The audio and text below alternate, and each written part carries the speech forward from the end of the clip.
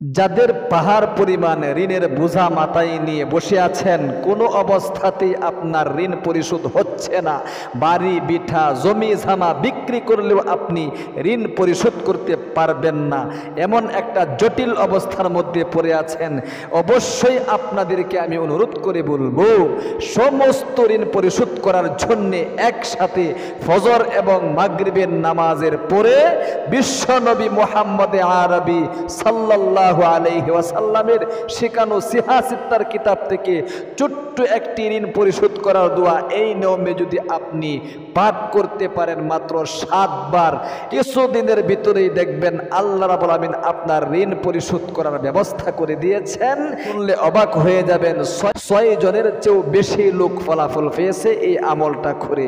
আল্লাহু আকবার। আপনিও কিন্তু ফলাফল পাবেন।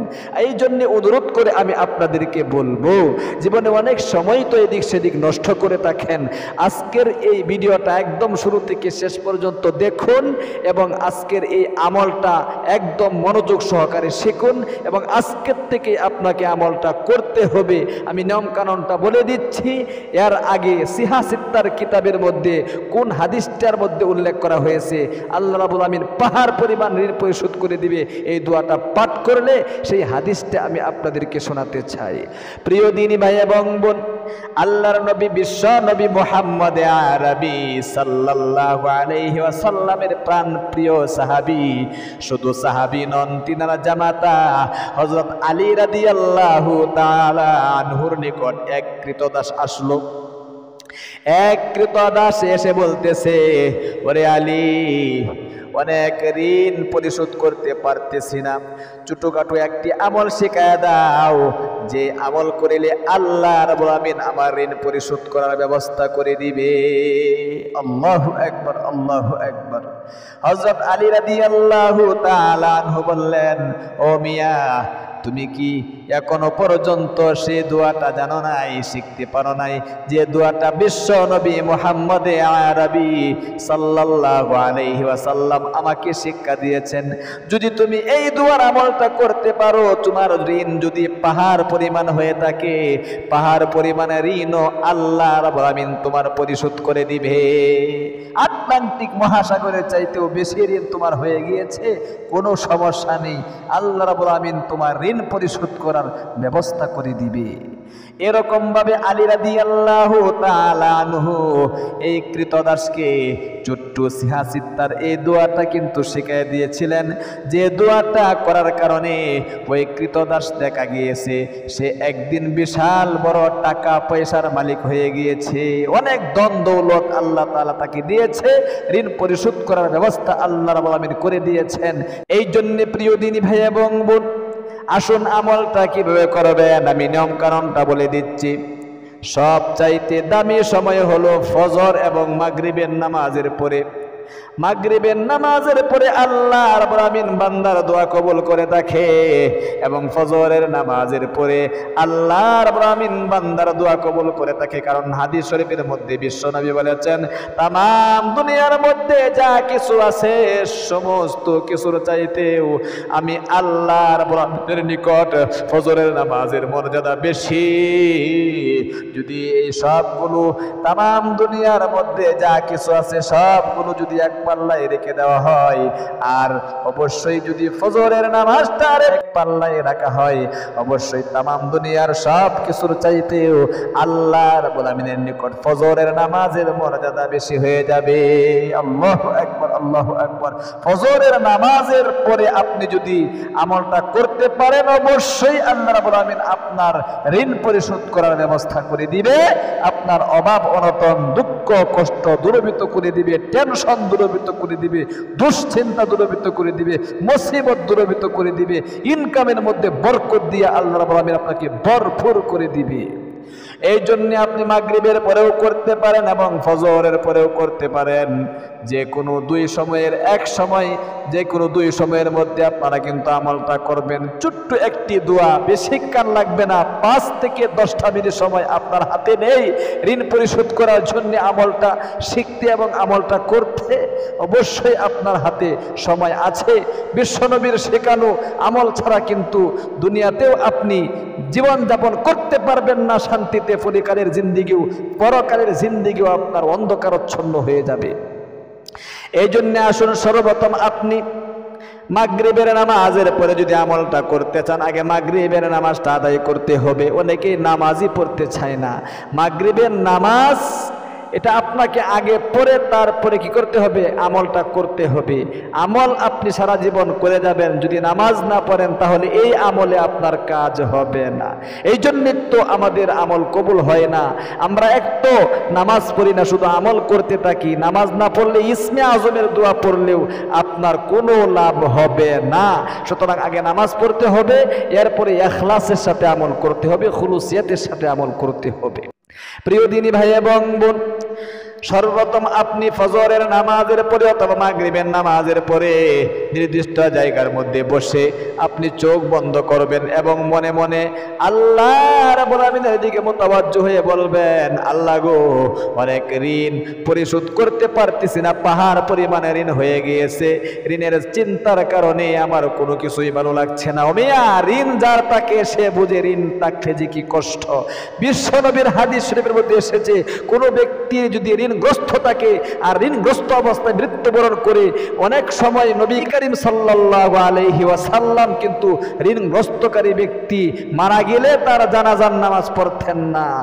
এই জন্যে বান্দার হক হক বলে বাদ, যদি কারো কাছে থেকে থেকে ঋণ এনে থাকেন, পারলে আপনি দিয়া দিবেন, অন্যথায় আপনি তার কাছে মাপ চেয়ে নিবেন যে ভাই এনেছিলাম কিন্তু দেওয়ার ক্ষমতা নেই, মাপ চেয়ে নিবেন। তাহলে সে যদি মাপ করে, আল্লাহ রাব্বুল আমিন আপনাকে মাপ করে দিবে। প্রিয় দিনী ভাই এবং বোন, এই জন্য আসুন ফজর এবং মাগরিবের নামাজের পরে আপনি সর্বপ্রথম চোখ বন্ধ করে একদম আল্লাহ রাব্বুল আমিনের দিকে মুতাওয়াজ্জু হতে হবে। আপনাকে সর্বপ্রথম নবী করিম সাল্লাল্লাহু আলাইহি ওয়াসাল্লামের উপর ছোট্ট একটি দুরূদ শরীফ পাঠ করতে হবে। এরকম ভাবে নামাজের দুরূদ শরীফ যেটা রয়েছে, এই দুরূদ শরীফটা একবার পাঠ করবেন। আমি স্ক্রিনের মধ্যেও দিয়ে দিচ্ছি, একদম সহিহ শুদ্ধভাবে উচ্চারণটা করাইয়া দিচ্ছি। সহিহ শুদ্ধ উচ্চারণ ছাড়া কিন্তু আপনাদের আমল কবুল হবে না। এই জন্য আমার কাছ থেকে সহিহ শুদ্ধ উচ্চারণটা একবার পাঠ করে শিখে রাখুন। আল্লাহুম্মা সাল্লি আলা মুহাম্মাদিন ওয়া আলা আলি মুহাম্মাদ কামা সাল্লাইতা আলা ইব্রাহিমা ওয়া আলা আলি ইব্রাহিম ইন্নাকা হামিদুম মাজিদ।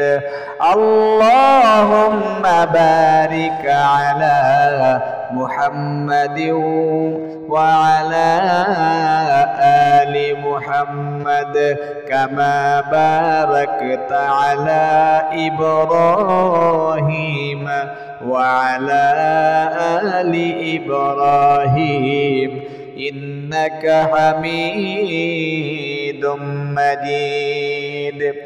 এরপরে আপনি নবী করিম সাল্লাল্লাহু আলাইহি ওয়াসাল্লামের শেখানো ছোট্ট একটি তওবার দোয়া মাত্র 3 বার পাঠ করবেন। এরকম ভাবে মনোযোগ দিয়ে আগে গুনাহগুলো মাপ চাইতে হবে।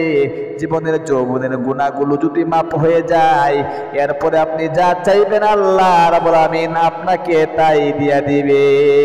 এরকম ভাবে ছোট্ট ইস্তেগফারটি পাঠ করবেন। রব্বি ইন্নী ظلمت نفسي فاغفر لي ربي إني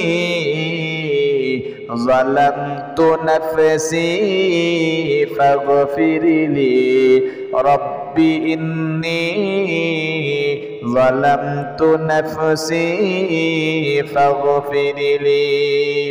এই তওবার দোয়াটা আপনি 3 বার পাঠ করার পরে আপনি অবশ্যই বিশ্ব নবীর শেখানো আলী রাদিয়াল্লাহু তাআলা আনহুকে ঋণ পরিশোধ করার জন্য যে দোয়াটা সিহা সিত্তার কিতাবের মধ্যে উল্লেখ করা হয়েছে, সে দোয়াটা 7 বার পাঠ করবেন। এরকম ভাবে আল্লাহুম্মা কাফিনি বিহালালিকা عن حرامك وأغنني بفضلك عمن سواك আবার পাঠ করুন اللهم اكفني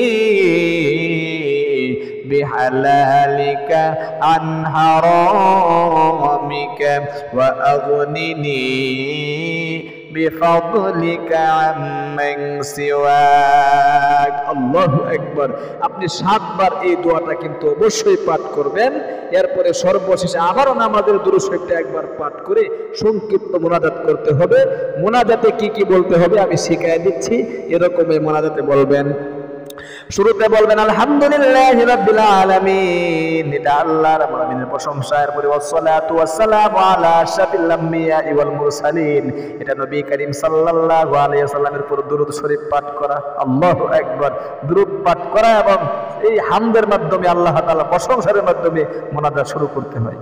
এরপরে আপনি রব্বানা যালামনা أنفسنا وإن لم تغفر لنا وترحمنا لنكونن من الخاسرين। আপনি এই তওবার দোয়াটা মুনাজাতের মধ্যে একবার বলবেন। এরপরে বাংলাতে বলবেন আল্লাহ জীবনে অনেক অন্যায় করেছি, পাপ করেছি, জীবনের যৌবন নষ্ট হয়ে গিয়েছে, মাথা থেকে নিয়ে পা পর্যন্ত সমস্ত শরীরে গুনাহে জর্জরিত, সমস্ত গুনাহ থেকে তওবা করেছি, জীবনের গুনাহগুলো মাফ করে নিষ্পাপ করে দাও। এরপরে বলবেন আল্লাহ ঋণ পরিশোধ করতে পারতেছি না, ঋণের বোঝা মাথায় নিয়ে বসে আছি গো, কোনো অবস্থাতেই বাড়ি বিটা জমিন বিক্রি করলে ও ঋণ পরিশোধ হবে না, অবশ্যই শেষ পর্যন্ত তোমার শরণাপন্ন হয়েছি। তুমি যদি ঋণ পরিশোধ করার ব্যবস্থা না করে দাও আমি কোথায় যাব? তুমি ছাড়া তো আর আমার মনিবে নাই। আমার অভাব অনটন দূরীভূত করে দাও, ঋণ পরিশোধ করার ব্যবস্থা করে দাও, দুঃখ কষ্ট টেনশন দুশ্চিন্তা মুসিবতগুলো দূরীভূত করে দাও, ইনকামের মধ্যে বরকত দিয়ে ভরপুর করে দাও, স্বামী স্ত্রী মিল মোহাব্বত নেই, ভালোবাসা নেই, স্বামী স্ত্রী মিল মোহাব্বত আর ভালোবাসা তৈরি করে দাও। সন্তান সন্ততি কথা শোনে না গো, সন্তানদেরকে বাধ্য করে দাও। আল্লাহ অনেকে বলে হুজুর সন্তান হয় না, অবশ্যই আল্লাহ যাদের সন্তান হয় না তুমি তাদেরকে সন্তানের মুখ দেখাও। সব কিছু আপনার অন্তরে যা রয়েছে বলে আপনি অবশ্যই সর্বশেষে আখিরি তামান্না ওয়াজআল কালিমাতুনা ইনদাল মাউতি লা ইলাহা ইল্লাল্লাহু মুহাম্মাদুর রাসূলুল্লাহ সাল্লাল্লাহু আলাইহি ওয়াসাল্লাম। তাহলে প্রিয় দিনী ভাই এবং বোন, ফজর এবং মাগরিবের নামাজটা আদায় করার পরে নির্দিষ্ট জায়গার মধ্যে বসে চোখ বন্ধ করে একদম মনোযোগ সহকারে অবশ্যই ঋণ পরিশোধ করার দোয়াটা 7 বার পাঠ করতে কখনো ভুলবেন না। আল্লাহ রাব্বুল আলামিন স্বয়ং আপনার ঋণ পরিশোধ করার ব্যবস্থা করে দিবে। তুমি তোমার বান্দা বান্দীদেরকে অবশ্যই তোমার নবীজির শেখানো পাওয়ারফুল এই দোয়ার আমলটা করার তৌফিক দান করো, আমিন। যারা ভিডিওটা দেখেছেন একটা লাইক দিবেন এবং একটা কমেন্ট করবেন। অবশ্যই আমাদের ইসলামিক এই চ্যানেল থেকে আরো এরকম গুরুত্বপূর্ণ ভিডিও দেখতে চ্যানেলটাকে সাবস্ক্রাইব করে পাশে থাকা বেল আইকনটা অন করে রাখবেন। ভালো থাকবেন, সুস্থ থাকবেন। আসসালামু আলাইকুম ওয়া রাহমাতুল্লাহি ওয়া বারাকাতুহু।